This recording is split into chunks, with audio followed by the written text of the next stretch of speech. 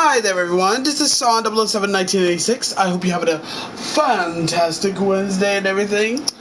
I enjoy my 4th of July. I really love my 4th of July. Celebrating the good old US of A.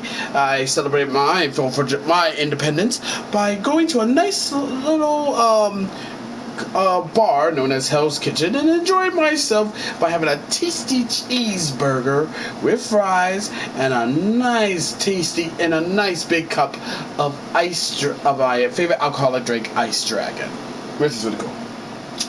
And also I did a special 4th of July live stream of me doing a United States Championship tournament in WWE 2K23. By the way, I want to thank everyone who came and saw the live stream on that day. It really means a lot. It really means a lot. I love all my subscribers. I do love my haters too. So I gotta give them some hate. Gotta give some love to my haters too. You know, haters need love too. Now, I didn't do any news articles because it's like, why spend my day reading something that's stupid and just enjoy my day? Oh boy. And then, that was yesterday. This is today, and oh god, thank God I didn't talk about this yesterday because I was like, really? So, Ben & Jerry's. Ben & Jerry's, the ice cream company who decided to go wokier than thou and everything and try to act like, they had to talk about political bullshit and whatnot.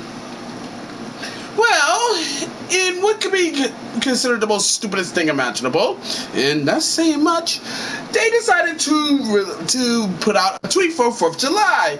And, they're getting a lot of flack of it, and deservedly so. I read this from the New York Post. Ben & Jerry's ugly 4th of July tweet shows why woke brands fail, which indeed they are. The 4th of July, a time for barbecues, baseball, fireworks, and woke tweeting? Ice cream powerhouse Ben & Jerry's used their Independence holiday to chastise the whole country via this tweet. This tweet says, and I quote, "This 4th of July, it's high time we recognize that the United States exists on stolen indigenous land and commit to returning it. You first, guys. Give back the land your U.S. factories and stores sit on and the millions upon millions you made from exploiting the indigenous. We're not holding our breath. Obviously we don't. But we are watching to see the consumer reaction, since Ben & Jerry's is a pioneer of woke corporate bullshit." And this is from the Washington Post. I mean, no surprise. I mean, they decided to go all this stupid.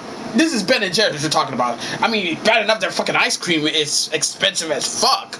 But ever since they decided to go on the woke shit with Colin Kaepernick, with the whole, supporting Colin Kaepernick and BLM, it's becoming really a headache. And by doing this on 4th of July, let's just say that they're going to be the new Bud Light. That's pretty much summed up there. I know everyone say, why you keep saying Bud Light, because you know why. But it is what it is. The brand backed bad joke Occupy Wall Street, for crying out loud. It aligns with the anti-Israel BDS movement. Yep. Co-founder Ben Cohen funds groups opposed to U.S. military aid to Ukraine. Yet Ben & Jerry's was outed in February for child labor being used in a supply chain.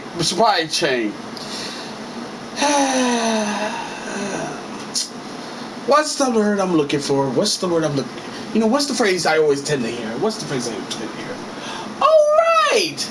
Those who preach the loudest oftentimes have the most to hide. Oh, it's a day that ends with motherfucking Y.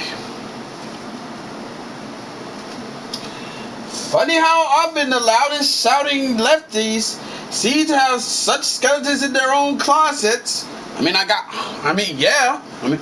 Yeah. I got a skeleton, but it's not in the closet. It's in my PS4. His name's Sir Daniel Fortescue. I actually got the remake of Medieval. I'll play that, but you know, I got a backlog of some games I gotta knock out, so you know. Still, the company has long managed to dodge major blowback over its lefty posturing. This is they dropped this sucker out on July 4th, 2023 at 9 a.m. in the morning. 9 a.m. Who tweets at 9 a.m.? Who tweets at 9 a.m. fucking n? Who tweets at 9 o'clock in the fucking morning? And this is the reading. It says, this 4th of July, it's high time we recognize that the U.S.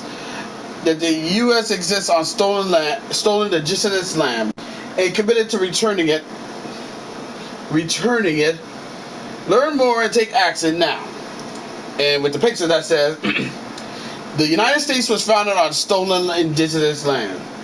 This 4th of July, let's commit to returning it. This land is stolen.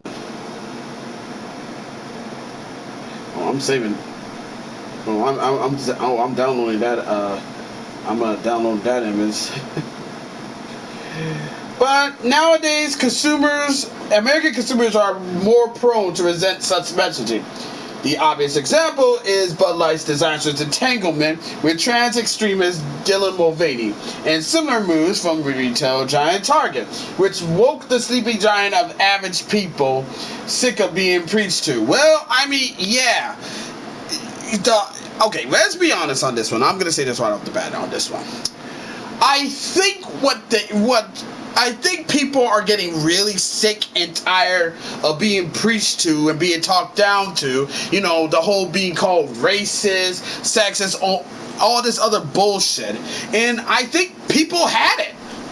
I mean, there was so much shit that you could push people to. And I think with the whole Dylan Mulvaney thing, people reached their breaking point. And that's the thing. These out of touch lefties and woke mobs on Twitter fail to realize you can only push someone so much, and by the time you push them too far, it'll reach to their breaking point, to the point where they'll be like, I'm done. To quote Popeye, that's all I can stands, and I can't stands no more. And now it shows.